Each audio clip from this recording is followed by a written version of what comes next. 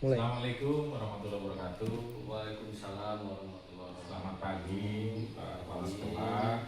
Terima kasih waktunya sudah menyempatkan untuk sesi wawancara kali ini. Yang pertama tentang perencanaan berbasis data RKT, RKAS, dan IRB. Apakah sekolah Bapak Pak memiliki dokumen rencana kerja tahunan atau RKT yang masih berlaku di tahun 2026 ini Pak? Ya, sekolah memiliki dokumen RKT tahun 2026 yang telah ditetapkan sebagai pedoman pelaksanaan program sekolah selama 1 tahun ke depan. Dokumen tersebut memuat tujuan, sasaran, program prioritas, indikator, keberhasilan, jadwal kegiatan, serta penanggung jawab pelaksanaan program. Dan RKT menjadi acuan utama dalam menjalankan seluruh kegiatan sekolah sehingga setiap program yang dilaksanakan memiliki arah yang jelas dan dapat dipantau tingkat ketercapaiannya. Mungkin itu Pak Pengawas. Baik. Apa sih yang menjadi dasar Bapak di sekolah dalam penyusunan RKT tersebut Pak?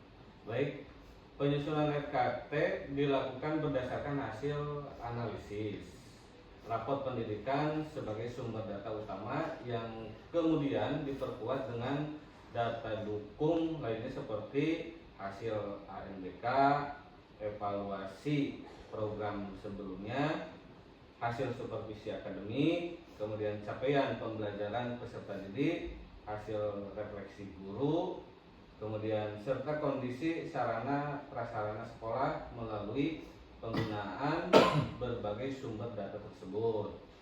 Oleh itu, sekolah dapat menentukan prioritas program yang benar-benar sesuai dengan kebutuhan peningkatan mutu. Terkait program sekolah ini kan berdasarkan RKT yang dibuat Pak Ujang.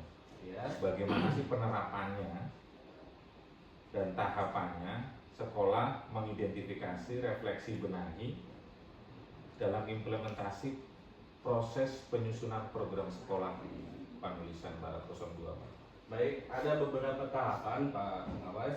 Yang pertama mungkin tahapan identifikasi dilakukan dengan mengkaji berbagai indikator pada rapot pendidikan dan data sekolah lainnya untuk menemukan area yang masih perlu diperbaiki atau ditingkatkan. Setelah itu dilakukan refleksi bersama guru dan tenaga kependidikan guna menentukan akar penyebab permasalahan. Nah, dalam tahap benahi perencanaan selanjutnya, pada tahap benahi implementasi, sekolah menyiapkan strategis pelaksanaan, kemudian pemantauan, serta tindak lanjut agar program yang telah direncanakan dapat berjalan secara efektif. Mungkin itu Pak Pengawas. Dari program yang disusun setelah melakukan IRB tadi di sekolah Bapak, bagaimana keterkaitan kurikulum Ya. dengan perencanaan program di sekolah Bapak? Nah, terkait dengan kurikulum, penyusunan program dilakukan secara partisipatif dengan melibatkan guru, kemudian tenaga kependidikan, tim pengembang sekolah, komite sekolah, serta memperhatikan masukan dari Pak Pengawas. Ya. Pelibatan berbagai pihak lain sangat penting karena setiap unsur memiliki informasi dan pengalaman yang dapat membantu sekolah menyusun program yang lebih tepat sasaran dan memperoleh dukungan yang lebih luas dalam pelaksanaan. Bapak kan sudah menyusun RKT dengan Betul. keterhubungannya dengan kurikulum. Setelah RKT otomatis ada yang namanya lebih dininya RKAS gitu. Apa sih hubungannya antara RKT dan RKAS menurut Pak Kepala Sekolah? RKT itu menjadi dasar dalam penyusunan RKS. Setiap program yang telah ditetapkan dalam RKT kemudian diterjemahkan ke dalam kegiatan dan komponen anggaran pada RKS. Dengan cara itulah pengalokasian sumber daya sekolah dapat dilakukan secara efektif dan mendukung pencapaian target yang telah ditetapkan dalam perencanaan. Jadi pada dasarnya Bapak sudah melaksanakan beberapa tahapan dalam penyusunan RKT, RKS menjadi program sekolah, dituangkan dalam kurikulum. Jadi di sekolah Bapak, program prioritas apa yang menjadi fokus sekolah di Panulisan Barat 02, Pak? Kebetulan untuk program prioritas di Sekolah Negeri Panulisan Barat 2 ini ada 3 kelompok program prioritas ya. Yang pertama program peningkatan kualitas pembelajaran tentunya dan penguatan kurikulum. Yang kedua itu program peningkatan kompetensi pendidik dan tenaga kependidikan melalui berbagai kegiatan pengembangan profesional, misalnya untuk ikut seminar atau pelatihan-pelatihan yang lainnya. Ketiga, program pengadaan dan pemeliharaan sarana dan prasarana yang mendukung proses pembelajaran. Ya, mungkin ketiga program tersebut itu menjadi fokus utama karena berkaitan langsung dengan peningkatan mutu pendidikan yang ada di SD Negeri Panulisan Barat 2 ini.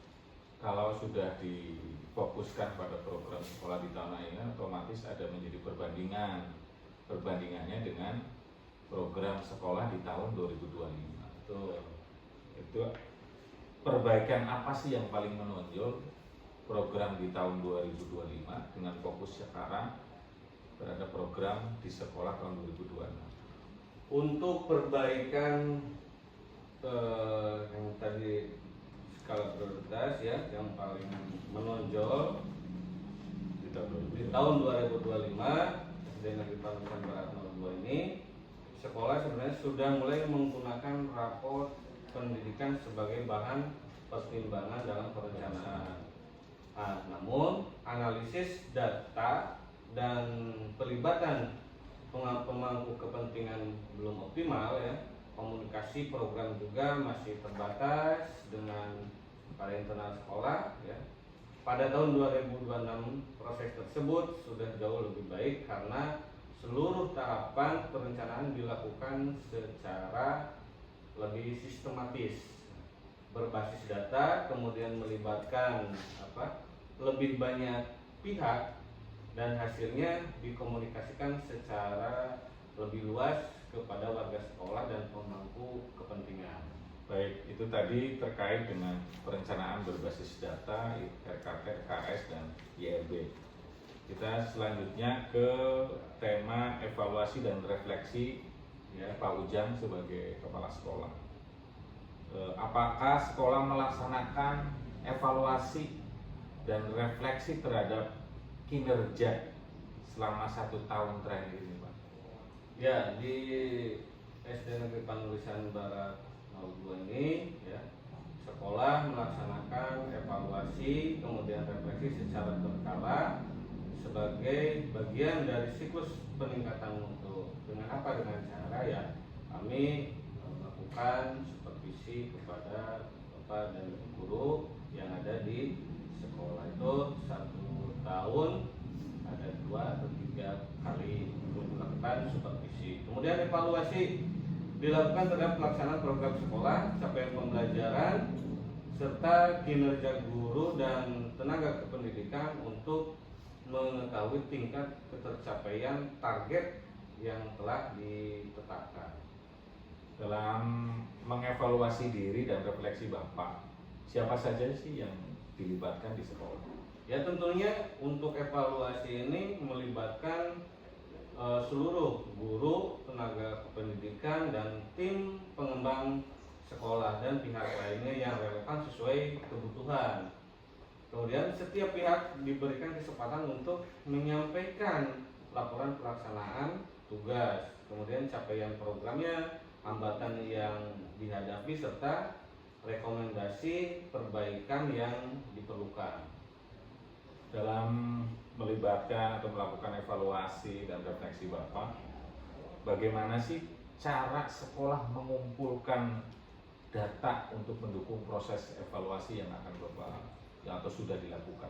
Nah, untuk mengumpulkan data ya, jadi di kami di SD Negeri Panusan Barat 2 ini dikumpulkan secara sistematis selama tahun pelajaran berlangsung melalui berbagai dokumen seperti hasil asesmen peserta didik, kemudian supervisi akademik, ya, kemudian laporan kegiatan, refleksi guru, data kehadiran, serta laporan kinerja masing-masing program.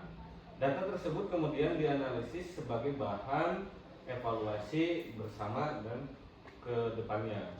Itu sebagai ke depannya. Secara umum pengumpulan datanya baik di dalam maupun di luar.